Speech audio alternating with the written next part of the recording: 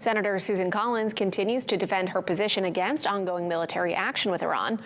Collins has recently voted twice to end hostilities in a break from most Republican senators. She again explained to reporters this weekend she believes the War Powers Act gives the president wide discretion within the first 60 days of military action. However, she said anything after that needs congressional approval to be in compliance with the law.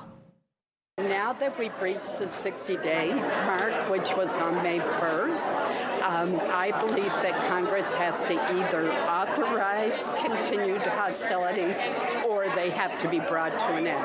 I do not believe that the president, no matter who the president may be, no matter what party, has the authority to continue without congressional approval.